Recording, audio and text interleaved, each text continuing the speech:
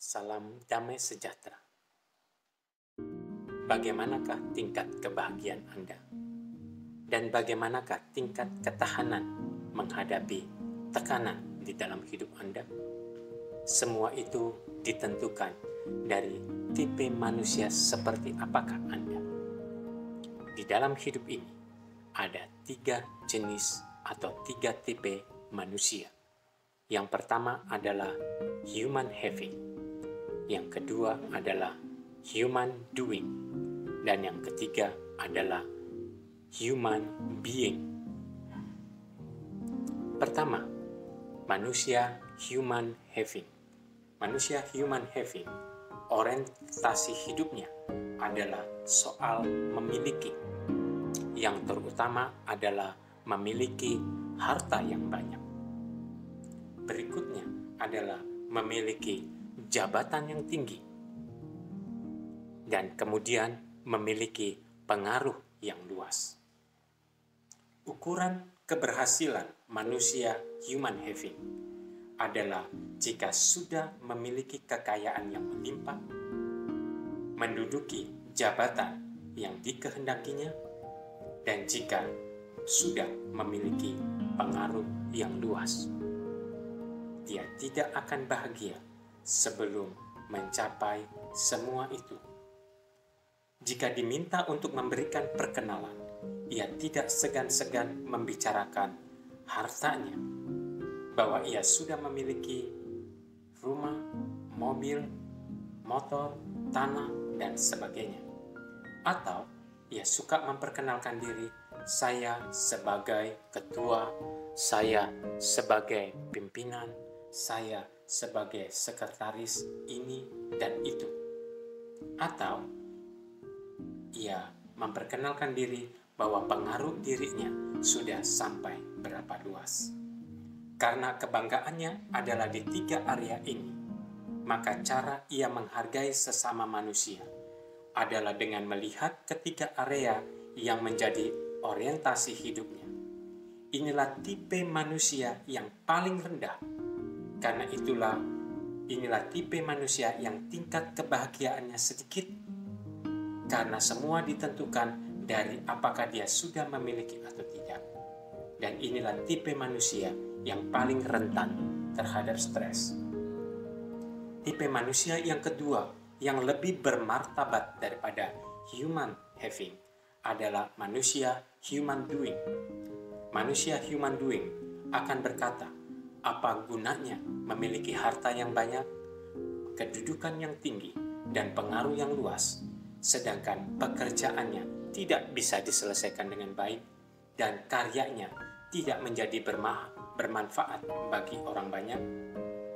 Orientasi manusia human doing adalah bekerja segiat-giatnya dan menghasilkan karya sebanyak-banyaknya.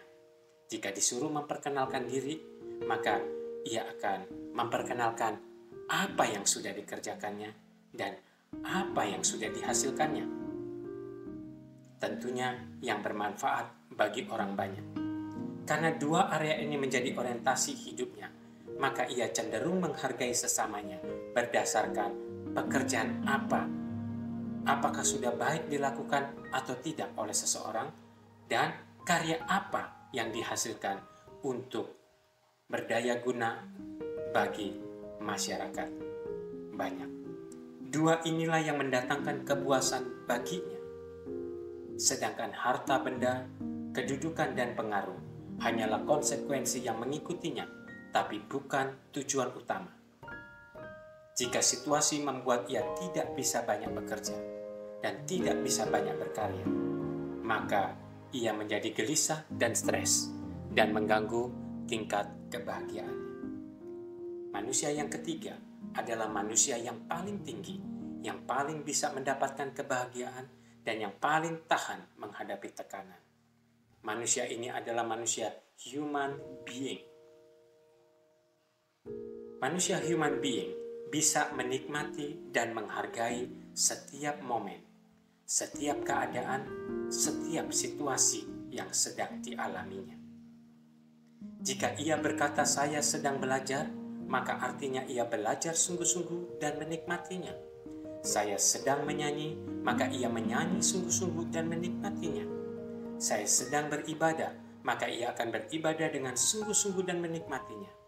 Atau ia berkata, saya sedang bersama keluarga, maka ia sedang sungguh-sungguh konsentrasi, berkomunikasi dengan anggota keluarga lainnya, dan ia menikmatinya. Inilah manusia tertinggi, bisa all out dengan segenap pikiran dan hati mereka dalam menjalani sesuatu dan di dalam menghadapi sesuatu. Karena itu mereka adalah orang yang bisa belajar dari setiap keadaan dan bisa menikmatinya. Stres memang bagian hidup dari manusia. Namun, tipe manusia human being bukanlah orang yang mudah stres.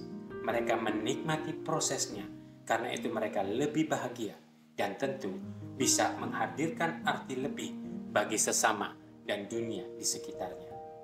Berita baiknya, manusia human having bisa meningkat menjadi manusia human doing dan meningkat paling tinggi menjadi human being. Manusia sejatinya adalah human being karena dicipta sesuai gambar dan rupa Allah. Inilah manusia, inilah being manusia, yaitu segambar dan serupa Allah. Ketika manusia jatuh di dalam dosa dan nafsu dunia menguasainya, membuat kualitas hidup mereka turun menjadi human doing, dan paling parah adalah human having. Tuhan tidak menciptakan manusia menjadi human having. Ketika manusia yang jatuh dalam dosa ditebus oleh Tuhan Yesus Kristus, maka ia mendengarkan firman Tuhan. 1 Yohanes 2 ayat 6, barang siapa mengatakan bahwa ia ada di dalam Kristus, ia wajib hidup sama seperti Kristus telah hidup.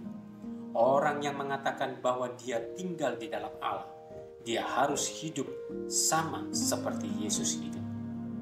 Manusia human being akan berusaha menjadi seperti Kristus.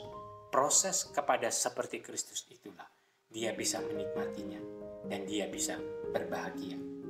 Manusia human being boleh disimpulkan adalah manusia yang menjadi seperti yang Tuhan mau, dan manusia yang berusaha menjadi seperti yang Tuhan Yesus teladankan. Itulah manusia paling berbahagia di muka bumi dan manusia yang paling bisa menghadapi segala tekanan hidup ini. Jadilah manusia human being. Tuhan Yesus memberkati.